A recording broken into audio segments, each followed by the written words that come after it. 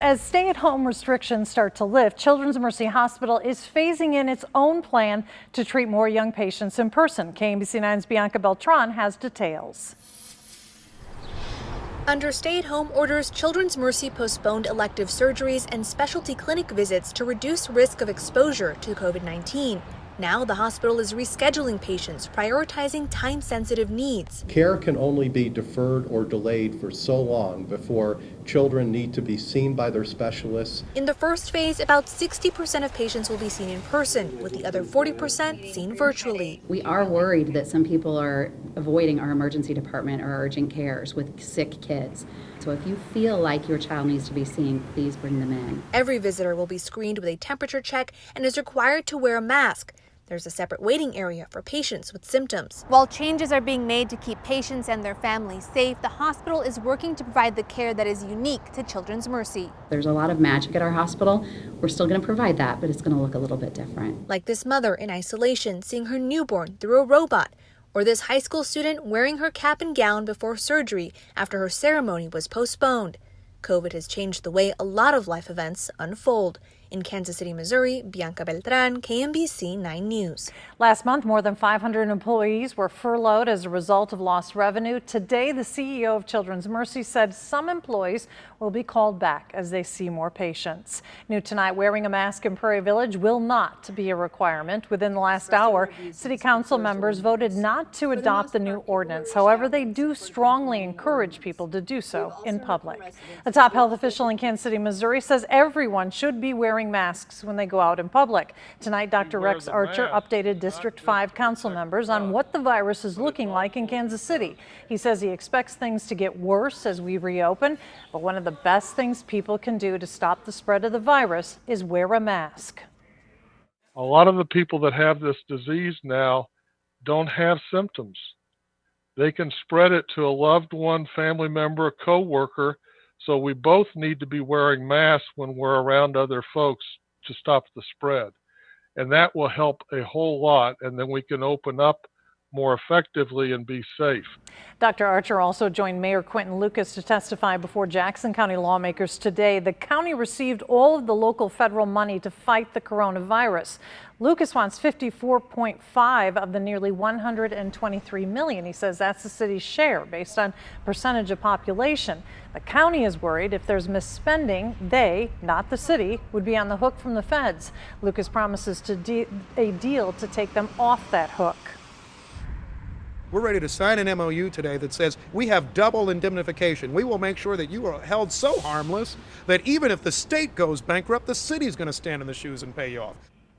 Jackson County Executive Frank White says it's up to the legislature to decide what to do. A Kansas City nurse working on the front lines in New York is back home tonight. You may remember Park University graduate Anisha Ford quit her job and went to New York for 21 days to help the nurses there. She talked to KMBC9's Alan Shope about her experience.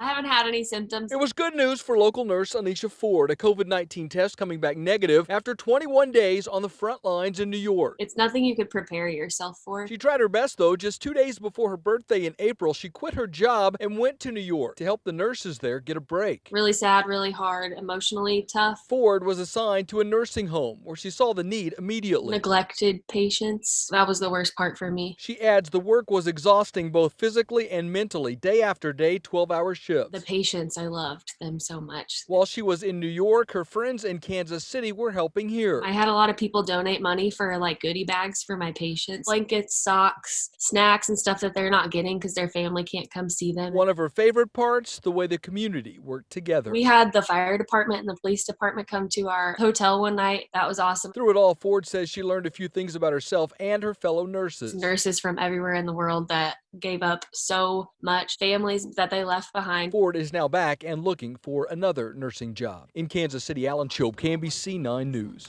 Ford says when she came back to Kansas City, she was surprised how many people were not wearing masks. She said nearly everyone was wearing a mask in public during her time in New York.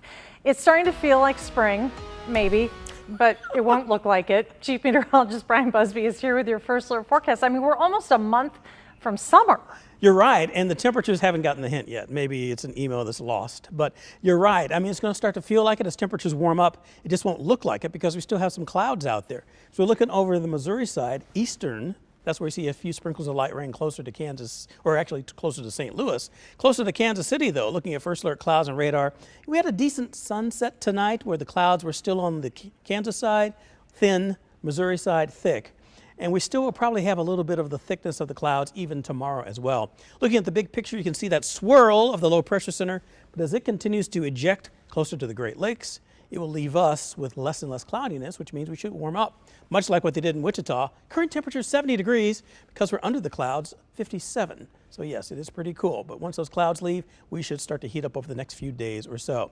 So lingering clouds, off and on, we'll see a few glimpses of sunshine. More heat and humidity coming in this weekend, and that means a chance of rain and thunderstorms even before the weekend gets here. You see that in the 9-day forecast coming up. A settlement has been reached in the case of two Wisconsin brothers who went missing last summer in Caldwell County, Missouri.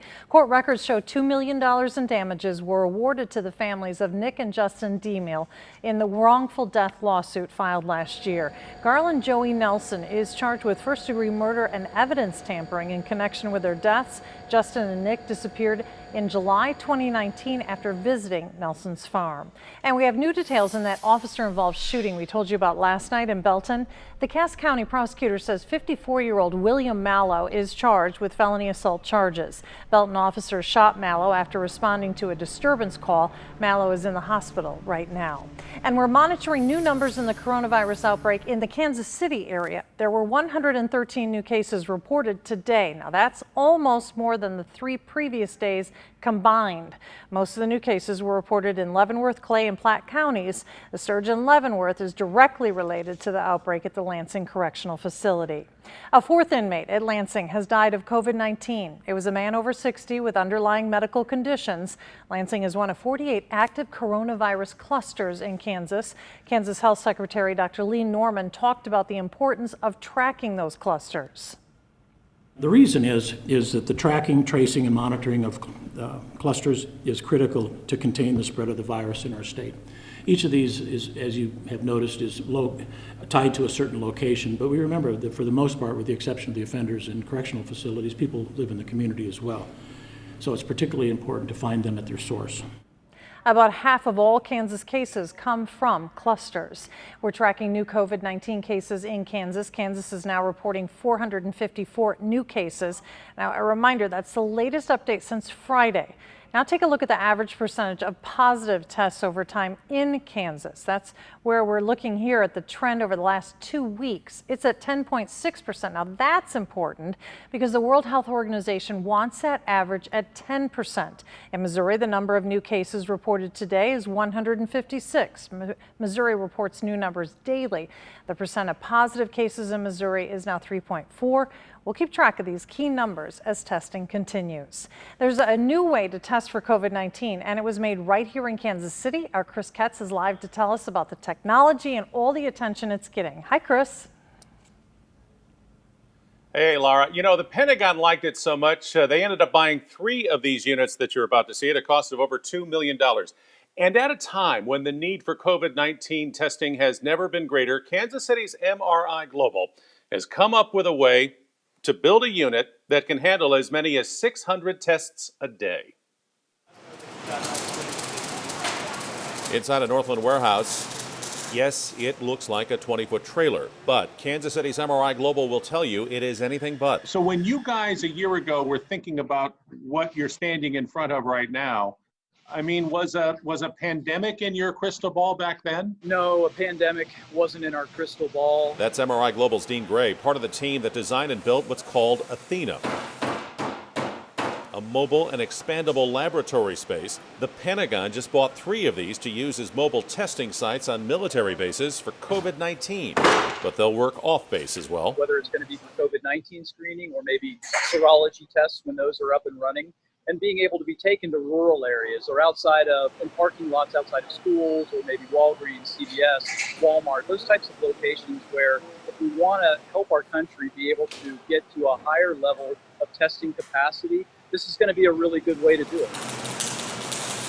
So not only can it go anywhere, it has the kind of biochemical capabilities inside to carry out COVID testing. And we're going to equip this one based on the Department of Defense needs to run a minimum of 600 COVID-19 diagnostic samples per day.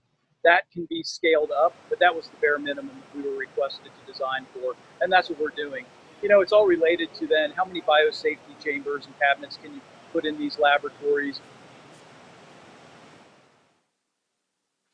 You know, the unit that you just saw right there is actually being used at the Army's Aberdeen Proving Ground right outside Baltimore, Maryland. MRI Global is an independent contract research group. They work on everything from chemical testing, food safety, real-time biosurveillance. And Laura, this is one of those units that is really self-contained, has its own air handling system, its own security system, and obviously the ability to carry out sophisticated testing like what we're seeing here.